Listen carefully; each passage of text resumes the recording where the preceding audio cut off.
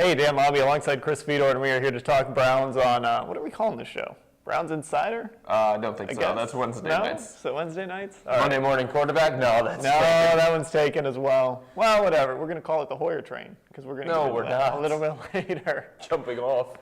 We want to hear from you throughout the show over the next half hour. 216-772-1373. You can call in.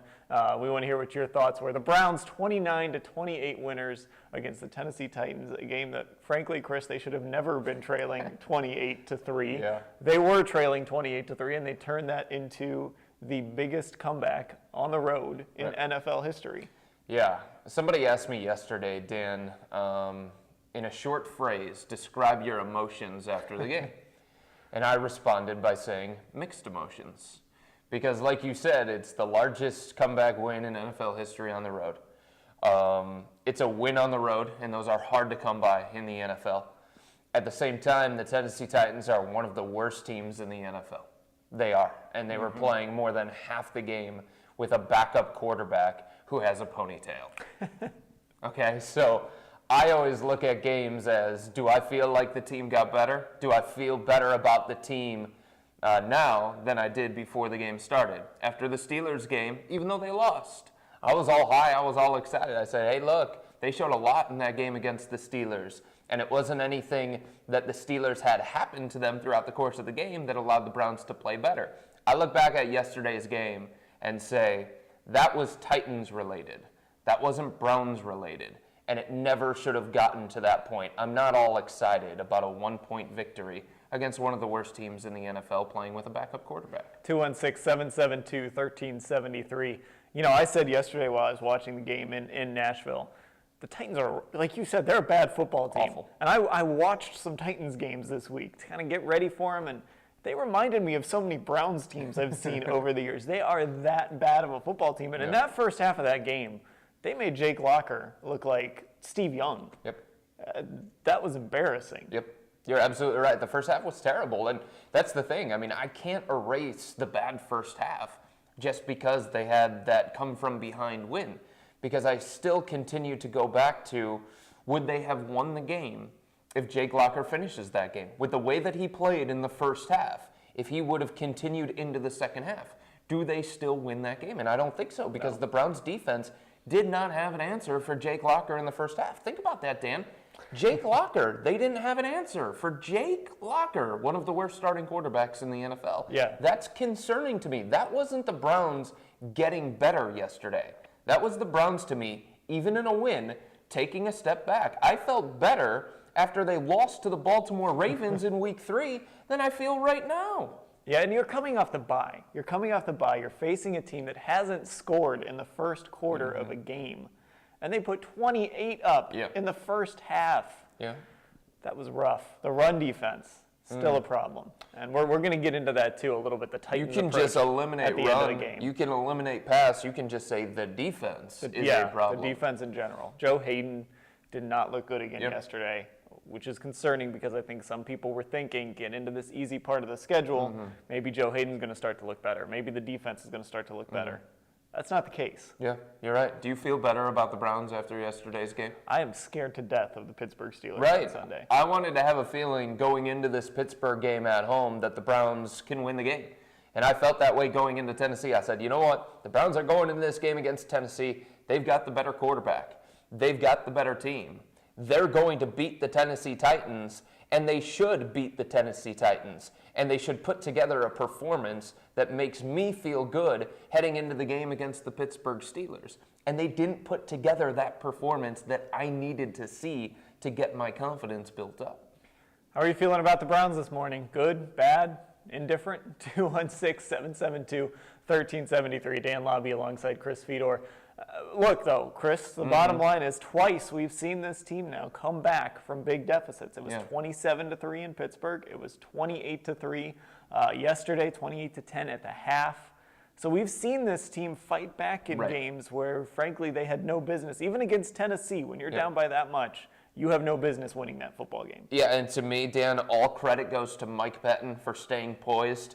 In the past, Pat Shermer would have been like, oh, what? Rob Chudzinski would have been like, huh? What? They would have been completely lost. You look over at Mike Pettine, he's like, all right, let's do this. We've been in this position before. We're not going to panic. We're going to stay aggressive. We're never down in a game. We're never out to a level where we can't come back. And that comes from him. I give a lot of credit to Kyle Shanahan.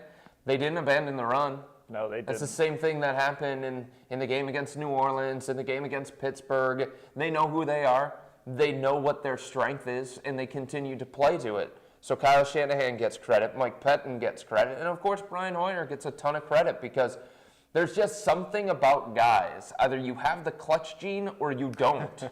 And it seems like Brian Hoyer, he thrives in big moments when the game is on the line. He's always poised. The team rallies around him, and I think that's the big thing. He has some kind of way of communicating to his teammates in a way that they rally around him. And I don't think that's something that you can teach, and that's certainly not something that every quarterback in the NFL has. Do you realize, I mean, think about this. As rough as that game was yesterday, because they came back and won, this team is one throw away from being 3-1. Yes. Think about that. Right. One throw. They're a Jake Locker injury away from being 1-3 there, too. We're not talking about that. But We're keeping it positive. We're keeping it positive here on Monday. We haven't been real positive yet today after a Browns win. 29-28. They beat the Titans. I get the kind of vibe from people that they feel sort of like you do. They feel a little dirty after that win, I think. I think so, and I think rightfully so. Because, again, that was the Tennessee Titans. That was a backup quarterback.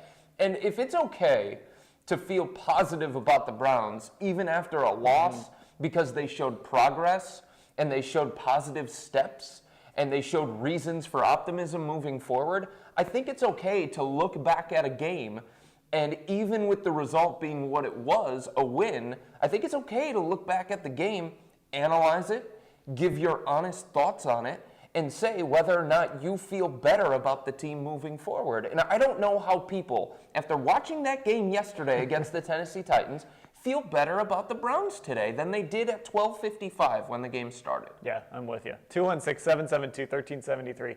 Let's go ahead and do some game balls. All right, let's go. Yes. Love doing game balls. I'll go first. Charlie Whitehurst gets my game ball. Oh, Charlie Whitehurst. For being one of the worst quarterbacks in NFL history and allowing the Browns defense to pitch a shutout. It's so funny because people are like, oh, look at the defense now, and look at how they played in the second half, and they held the Titans to 0 points on the scoreboard. You think that was the Browns defense? Really? That's what you're going to go with? You're not going to say, hey, maybe the Titans' terrible coaching contributed to that, or maybe Charlie Whitehurst being awful contributed to that. So I thank Charlie Whitehurst for being such a terrible quarterback that the Titans couldn't score a single freaking point in the second half, allowing the Browns to get a W. He's the reason that the Browns are 2-2 in my opinion. This is the Charlie Whitehurst, by the way, connected on a 75-yard touchdown pass earlier in the game against this defense. But their screen is still trying to catch Justin Hunter right now. Well, I'm going to go along the same vein because my game ball is going to Keegan Sherritt, Ken Wisenhunt, and his entire coaching staff. That's correct. This guy who was a candidate for the Browns job, a lot of people wanted him for the Browns job, and with good reason. He's been to a Super Bowl. It's a good thing he didn't get the Browns job based on what we saw yesterday. Because you've got Charlie Whitehurst at quarterback. Yeah. The Browns have all the momentum offensively. Yeah, so what do you do coming out? Oh, yeah. We're going to throw the ball. Yeah, you huck a check with Charlie. Why are you going to have Chaz hand it off? Yeah, so then the next possession, you get an interception. The first interception Brian Hoyer has thrown all season. So, all right, okay. Last time we threw the ball, we were aggressive. We're going to throw the ball again. We're going to come out firing the ball with Charlie Whitehurst. Think about how many seconds the Tennessee Titans gifted the Cleveland Browns. At least 80 seconds, maybe a full 2 minutes. It was to do that in that game against that run defense. And again, you're not playing the 2000 Baltimore Ravens here. Yeah. You're playing a team that hasn't tackled anybody. You're playing a team that can't stop the run. You've got Charlie Whitehurst at quarterback. So you're going to throw the ball. Right. And the crowd in Tennessee was feeling the same way as well. Every time they came out and they were throwing, you could sense it. Why are you doing this? Yeah, absolutely. So game ball to Ken Wisenhunt and his coaching staff. Also, for Ken Wisenhunt, thanks for taking Bishop Sankey off the field a bunch and giving the ball to Sean Green. Sean Green has cement shoes on. I mean, that guy cannot move. Bishop Sankey, He was the one that added a little juice, a little bit explosiveness to that Tennessee running game. He kept taking them off the field in critical moments, too. So, yeah, baffling from Kevin Wisenhunt, no question about it. I got another game ball. Okay. I'm going Taylor Gabriel here. Nice. I think a lot of Taylor people, Gabriel. You know what, Dan? A lot of people are going to look back and they're going to say Travis Benjamin, and I get it. I think he bailed out Brian Hoyer on a couple of throws. Even Brian Hoyer said after the game, I thought I overthrew him.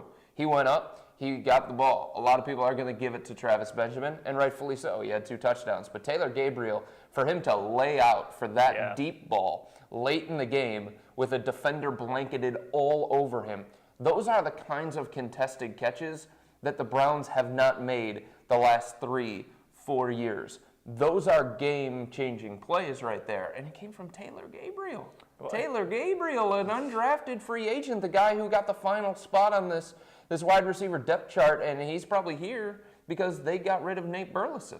Taylor Gabriel's fantastic. I liked him in camp. I liked him in preseason. I'm glad they were able to find a roster spot for him. And on that play, he had to step on his defender. Yep. He had his defender beat. He had to come back and make an adjustment on that ball, which makes it that much more impressive. Danny catches everything, and he gets open. And that's very, very important. And when you start to play some of these better defenses, and let's face it, the Browns have not played a top 10 defense yet this year. And they really don't have another one coming up on the schedule. You know, the Steelers aren't. Jacksonville certainly is not. They're the worst defense in the NFL. Then you got Tampa Bay. They're not a top 10 defense. But when you start to play those better defenses like Cincinnati, you're going to have guys make tough catches in traffic and contested catches. And Taylor Gabriel, he's doing that. So kudos to him. He's making the most of an opportunity here. I'm going to take an obvious one here. Ben Tate. Okay. He gets another game ball. All week, what was he hearing? Oh, you know, you're not the best running back in this group. You're right. Terrence West should start. Isaiah Crowell should start. You're just getting the job because you were paid all that money, getting it by default. He comes out and he puts together a really impressive performance. And I Look think at my we man saw, in that picture, though. Look at him in the picture, though. So excited. Look at him holding the ball like a loaf of bread. Look at that. That's okay. Well, it's okay. I mean, that's fine. No problem. Just keep holding the ball like that, man. You're not going to get fumbled. Hold it by the nose of the ball, whatever you want to hold it, man. You know, you look at Tate, and I look at Crowell. Yes. And Crowell is the guy that's going to break off the 30, 40, 50-yard runs. Tate, I don't think, is going to be that guy. Yeah. But he was solid yesterday. Yeah. He showed you he can get you 4 yards a carry, 5 yards a carry in stretches. Got to hold on to the football. Right. Saw that picture. He's got to stay healthy. But at least yesterday, Ben Tate looked like a #1 running back. You know what, Dan? That's a really good point because if he rips off 4 or 5, that makes things easier on Brian Hoyer. That makes things easier on the Browns' wide receiving core. So kudos to Ben Tate because he does. He understands I'm just going to get what I can get, and then I'm going to go down.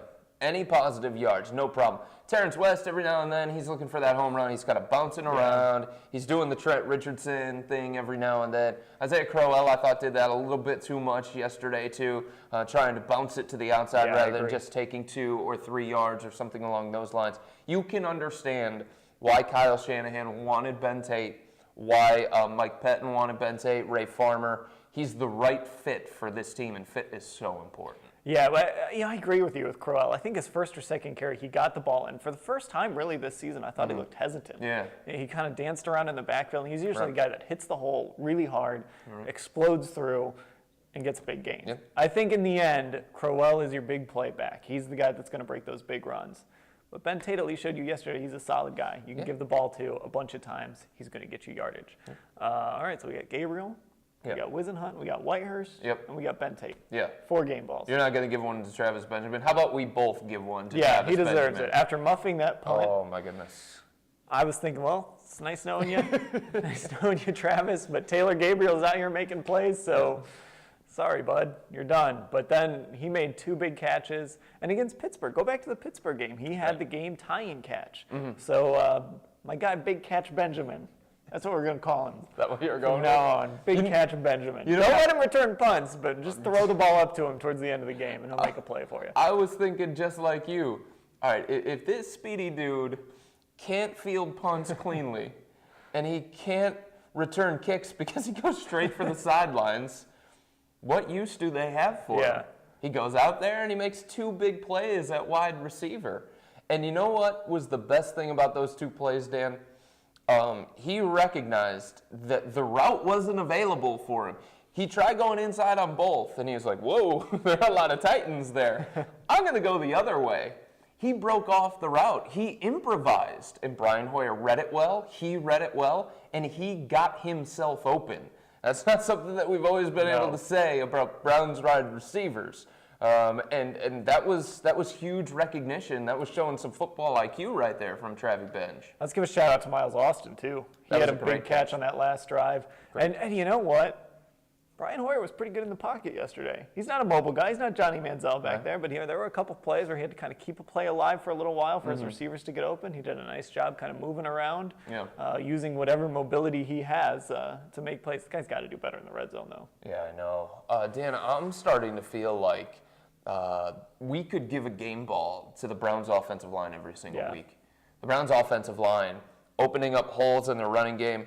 And Brian Hoyer, if you watch games around the NFL, even watch the Tennessee Titans, Charlie Whitehurst, Jake Locker, they didn't have the kind of time that Brian Hoyer gets. He's got some things on his side, and so many people talk about, he doesn't have the great wide receivers. And it's true, they don't have the top 5 wide receiver. Josh Gordon is still not there. And Jordan Cameron, a guy who was supposed to be a top 5 tight end, he hasn't been completely healthy. But there are things on Brian Hoyer's side that have allowed him to flourish in the first 4 games. Now, credit to him, he's taken advantage of them, but he's playing behind one of the best offensive lines in the NFL. And there are a lot of quarterbacks, a lot more talented quarterbacks than Hoyer, that would love to play behind this offensive line. Oh, yeah. They've been fantastic. And this offensive line for the last few years has been really good. They just finally have a quarterback behind them that gets rid of the football. And it's part of the reason why some of these wide receivers, in my opinion, are getting open. Because some of their routes are taking a long time, and they're trying to uncover the best they can. Their initial route, that's nice and covered. But as the offensive line continues to give Brian Hoyer a lot of time, then the wide receiver can break off. They can do other things. That is a big-time thing that I don't think enough people are talking about here in the first 4. All right, speaking of Brian Hoyer. Oh, here we go. I got it over here still. It's right here. Back on camera. Oh, my goodness. Oh, man, this is going to be tough in this set. Yeah, that's okay. You can just, cover me up. That's cool. All right. All right. There, got it. We're okay. This is the legendary, you were wondering why I'm holding this marker. Yeah. The Brian Hoyer train. This was from a few weeks ago. Now, I was getting ripped on because people were saying it looked like a centipede. That's something. It didn't have wheels, so I'm putting a couple wheels on there. I can't reach over there, so that's just the kind of, there we go. Those are some wheels. Okay. All right. Right. So we got Brian Hoyer in his little Darth Vader costume. We got Johnny. We're going to move Johnny up.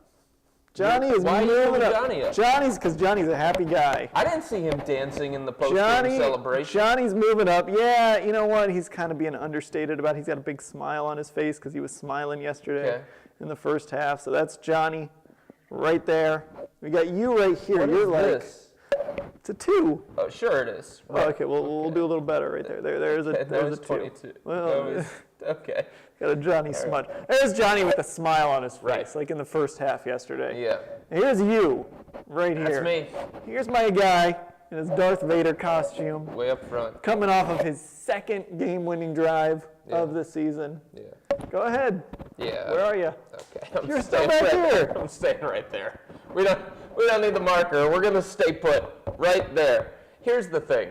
In the first half, and this is something that I cannot overlook, I went into the game and I said, the Browns are the better team.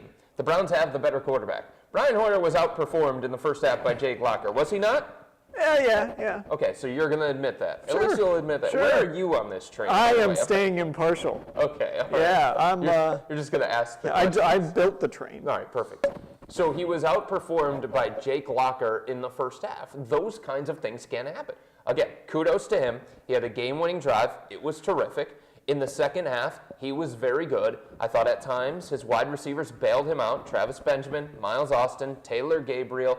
He's got to play better than what he played yesterday against the Tennessee Titans. The bottom line is, if the Browns play the way that they did against the Titans yesterday, they're losing to the Steelers. If Brian Hoyer plays the way that he did against the Titans yesterday, they're losing to the Steelers.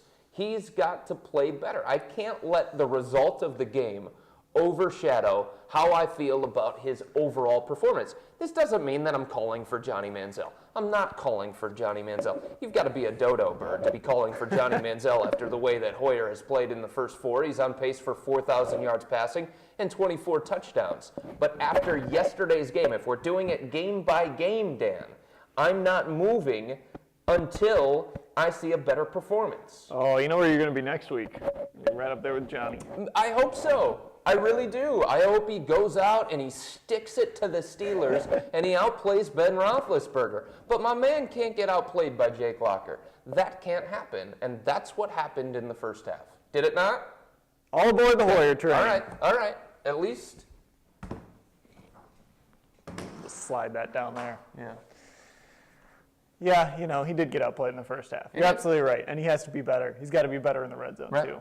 Second half. But that being said, we haven't seen this type of quarterback play. That's true. In a long time here. That's true. A guy that's winning games, a guy that's putting together drives at the end, a guy that has, for all his flaws, a guy that seems to have that it factor, that ability, that willingness to trust his receivers late in a football game.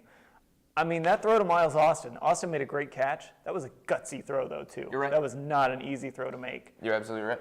And, I think you can he deserves a lot of credit for that. Dan, I think you can pick out individual plays and stretches where Brian Hoyer was terrific yesterday. I do, but I think overall, if you're looking at the big picture, I think that kind of performance doesn't lead to me moving up on that Hoyer train. I wouldn't give him an A for that performance. It's not all about wins and losses, to me anyway. For some people it is, and I understand that. Some people feel like, hey, it's just a bottom line thing. But if I can get excited and optimistic after a loss, I think it's okay to be critical if the Browns don't perform as well, even in a win. It's like New Orleans. Okay, so they went into that game against Tampa Bay. They were the better team. They ended up winning that game, but it took overtime. Do you think people in New Orleans right now are feeling better about the New Orleans Saints because they got the win in overtime against Tampa Bay? I don't. What we've seen from Brian Hoyer so far, and the good thing for Hoyer is at this point, he's got a real long leash. He's going to have most of, if not all of this season, to kind of show this coaching staff what he's got, to develop a little bit, and to grow a little bit. He's earned that. Yep. What we've seen so far is a guy that you can plug into a team that has some tools, that has a good offensive line, that has a good running game, is shaky at wide receiver. But you can plug him in. You can run an offense with him, and he's not going to dominate from opening kickoff until 0. But he's going to make some plays for you. If you give him a shot at the end, he can do some things. Yeah, you're absolutely right. And that's the thing. The Browns just have to find a way to put themselves in a position to get the ball in his hands late in the fourth quarter with a chance to win. And sometimes he's going to succeed, like New Orleans. Sometimes he's going to fail. We haven't really seen that yet, but it's going to happen eventually. He's not going to make every single play with the game on the line. Well, it happened against Baltimore. Yeah, that's true. That's a good point. But at the same time, I mean, even though, you're right, that throw to Andrew Hopkins, that was off the mark. So, you're absolutely right. Essentially won the game. Yes, that's true. And that's what's going to happen. But overall, I just think the Browns as a team have to play better. And Dan, defensively, I mean, come on with this defense. What is going on here? There's no reason that this defense is this bad. And it's frustrating because, one, they looked like a defense. Again, it was the preseason, so take it for what it is. But they looked like a defense from the talent level. And even, you go back to what they did in the second half against Pittsburgh. And you look at what they did against New Orleans. They weren't great against New Orleans, but they were good against New Orleans. You're right. They haven't been that defense. They haven't been bringing pressure on the quarterback. Paul Kruger has, again, kind of gone MIA. You're right. Barkevius Mingo, I don't know what he's doing out there. Yep. Buster Screen got beat. Joe Hayden is not Joe Hayden right now. What is going on with Joe? The defense is a mess. Yeah. And on top of that, they're not tackling. Right. And this is a coaching staff that put an emphasis on that. They went full pads, full tackling, I think 2 days in training camp, which is a lot in the modern day NFL. Right. So it's a real concern that this team can't defend and can't tackle. Got to be better.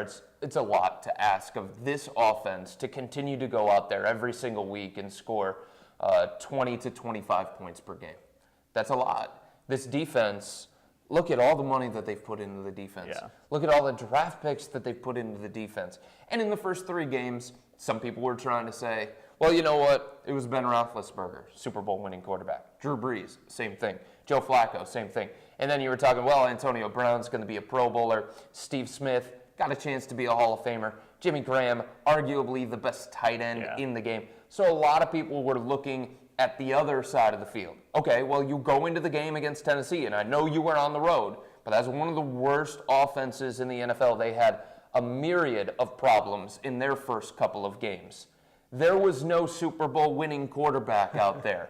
There was no Pro Bowl wide receiver out there. There was no top 10 player offensively in the game. There was no great running back out there. You're talking Sean Green and rookie Bishop Sankey, and then maybe a little bit of Dexter McCluster mixed in. So it wasn't about them yesterday and how good they were yesterday. The Browns have to figure out a way to get better, especially when they're starting to play against the Steelers. The Bengals are going to be coming up. By the way, Atlanta is going to be coming up. They've got one of the most explosive offenses in the NFL. They've got to get it fixed by the time those games roll around. Yeah, and here's your real concern. Because, look, the guy you had to worry about yesterday was Delaney Walker, right? And I didn't hear much from him until late in the game. Right. But still, the Titans were able to put up a ton of points. Well, I'm going to tell you right now, the Steelers aren't going to come into that game next week and just ignore Antonio Brown. They're going to attack. Le'Veon Bell, they're going to attack with him. Better coached teams are going to attack with their best weapons against you. You think A.J. Green isn't ready to go against this team 4 weeks from now? Gio Bernard. Obviously, these running backs and these wide receivers are seeing this. These coaches are seeing this film. And more, you're going to see better coaches just go after the Browns and attack the Browns defense relentlessly. And it's concerning, too, because it's guys like Christian Kirksey, who was having a fairly good season. Yesterday was just a train wreck. He's throwing his body at guys, missing tackles. Buster Skrine, who actually has been okay this year, gets beat on that 75-yard touchdown pass. And it's things like that. Guys who were playing well, all of a sudden aren't. And so many people say, well, why are you guys so hard on Joe Hayden? I've been hard on Hayden. You've been hard on Hayden. Everybody has. It's because the expectations are so high. And because we know he can be better.